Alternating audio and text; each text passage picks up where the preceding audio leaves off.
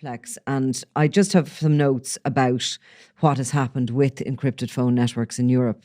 And the first of them to be taken down was a network called Phantom Secure, which was set up by a guy called Danny Manupasa, the server based in Canada in 2008. Now, he was a businessman with no convictions in crime. And he believed that, his website said he believed in people's privacy. And he had developed these phone systems where everything was taken off the phone. So they never used Apple, but say this was a BlackBerry. They stripped it of the camera and anything that could trace it, and literally brought it back to, sort of from my understanding, my very, very limited technical understanding, they brought it back to a phone that was almost like the old school Nokias you might give to a kid under the age of 12. And then they started out with that, and they built up what was basically an app for the phone. You could communicate from one phone to the other, and the server of Enetcom held that information. They had little things on it that you could delete it from. You could make a phone call to the headquarters and they would delete everything on your phone. It was highly secure. And the FBI basically started coming across these phones and during raids for crimes they were investigating. And they worked out that these were really strange. They sent them to their technical experts and they basically said, these are very peculiar, but they'd be very handy for people involved in crime. Because they're like a walkie-talkie system. And the basics which we hear all the time in court cases where this phone, as we heard say in the Regency, the phone associated with one of the accused bounced off this tower, and then those texts could be recovered. None of that is obviously possible with an encrypted phone.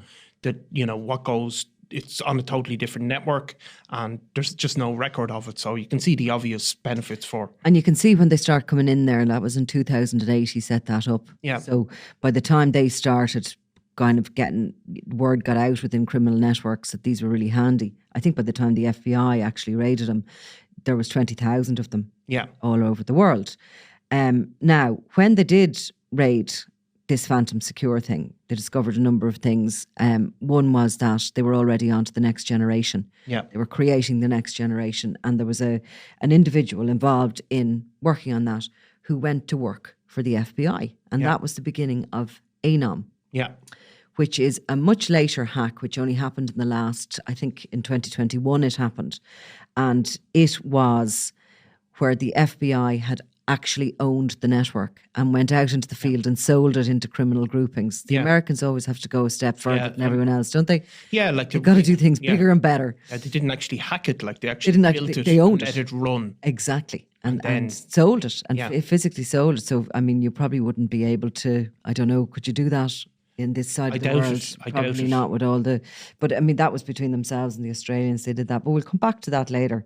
Interestingly, after Ramos was arrested and he was placed before the courts under that RICO legislation, it was discovered there was a bank account discovered here in Ireland that he had 500,000 in. He had set it up through a company. He was kind of he was doing a Google on it, for want of a better word. He had a kind of a what do they call a plate. He had in theory, he had a company set up here. He'd never been here, I think. I think he'd been on the phone and came across very respectable, nothing illegal as regards setting up the company. But he was using it, there was some explanation given that it was wherever we are in the banking time zone, we're in a really good place. For the I think he had an address somewhere in the IFSC, did it that he'd never had an office, but it was PO one box, of these PO box, something along those lines. And actually, two members of the Criminal Assets Bureau went out to the States and met him in his prison cell with this section, whatever they call them, 4As, which was, are you happy to hand over these funds to the Irish state? And he just signed it. And I'd say it was the quickest and easiest money the cab and the Irish Exchequer ever earned. But anyway, Ramos is where he is now. In the meantime, there had been other companies set up because he might have been the first of these encrypted phone networks, but it very quickly caught on. And they were charging something like the users of it were charged something like between 1,000 and 1,500 a month, was it, for use of the the Encrochat network. Yeah, and I suppose that was for your That was the equivalent of your bill, of your basically. bill, exactly. Yeah. You know, And then you had to pay quite a bit of money for the actual handset. In the first place. Yeah. So I suppose they did deals for people. I mean, if you were a salesman on one of these encrypted phone networks and you brought in the Kinahans, you'd probably do them a deal. Yeah, you probably get 40 or 50 handsets, and that'd be 50 grand. 50 to 70 grand a month that they would get for that. Exactly. So now Encrochat, which is what we're talking about. Encrochat phone hack, it was a first for policing because it was the first time that they conducted what they call a live hack. And it started in 2020. And over a 3-month period, the Dutch and the French police, they discovered the server of the Encrochat network, which was in France. Yeah. And the Dutch had worked out how to get... I think they worked out how to get into it. Decrypt it, basically. Yeah.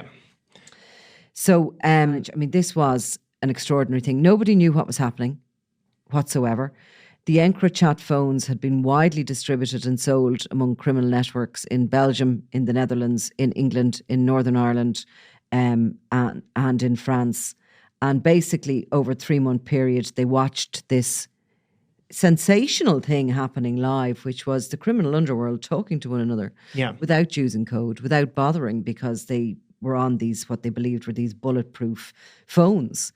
And, when they saw something like about to go off, like a torture or somebody was about to be kidnapped, they would move in and stop that happening. Any threat to life, they reacted to wherever that happened.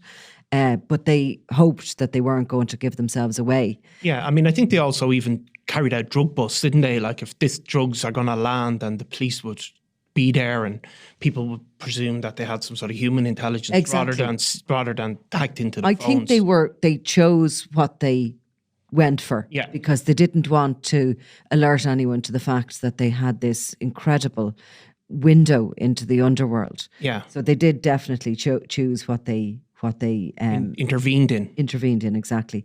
But the rest of it, what happened was it was collected by the Dutch and the French, and hundreds of thousands of messages. And what they did was they would send it, if it was English related criminality, they would send it straight to the NCA headquarters. They were divvying it up. They were working out if this was in Liverpool, if it was in Manchester, if it was in Birmingham. They would send the intelligence onwards to those various regions, who would then break it up further, some of them like in Liverpool, and send it out to the local police stations, essentially, or the local detective teams, who would have been trying to police various criminals. They probably knew a lot of them were criminals, but this was actually telling them, right, they're moving drugs, they're meeting this person. And the values, I think, is what they were really shocked with, the amount of money involved. Exactly. And also a lot of white-collar workers were caught up who were taking money in the ports, in the local authorities. Some police officers were caught in it. And so they were gathering all this. But nonetheless, they took the information and they did pass it on down to local police forces. Sometimes the local police forces moved in over the hack period. Sometimes they waited. Yeah. But altogether then, in the April of 2020, they moved in.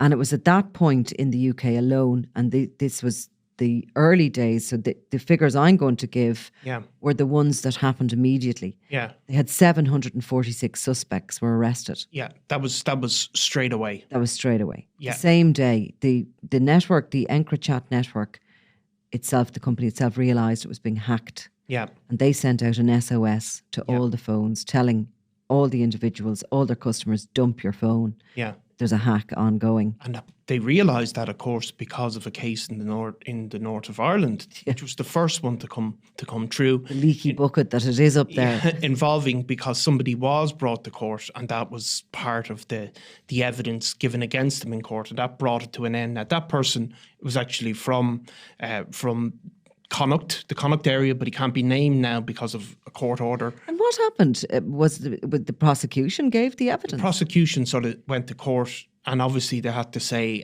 how can you prove this? They give a preliminary amount of evidence in court hearings, and the Encrochat was mentioned then, that there was going to be these decrypted messages, basically. And I think that was the first alert. It was certainly the first court case. And at that point then, the Encrochat, the people running the network, warned everybody. Yeah. And then... They must have been ready to move at the same time. Yeah, I think they knew it was coming to court at some point. They must have known that it was coming to an end, the live hack, because, I mean, the police forces in France and Belgium and the Netherlands and the UK, they had all systems ready to go. Like they had all the... I mean, it was obviously going to come. And I think in the case in the north, there was a potential shooting involved. Probably, yeah. So there was planning going on, or it's alleged that there was planning going on. So they moved in. They couldn't obviously sit back and allow something like that to occur, you know. So the UK, anyway, 746 suspects on that day they moved in. There was £54 million seized in cash. Yeah. 54 million. And actually the latest figure, it's went up to 75 in cash. And that's in the UK alone. Follow-up search. Yeah. Alone. 77 firearms. Yeah. That was on the first day. And 2 tons of drugs. Yeah. And several suspected corrupt police and law enforcement officers were identified under the operation code named Venetic. Yeah. The Dutch launched their own wave of drug raids and arrests, uncovering 8,000 kilos of cocaine, 12,000 kilos of crystal meth, and they dismantled 19 synthetic drug labs. They found the torture chamber, which we referred to in the show, which was hidden in a shipping container. And they brought countless people. I don't have the figures of how many they brought to court, but it's been a huge amount. Now, so what happened in Ireland? So what happened in Ireland was absolutely nothing.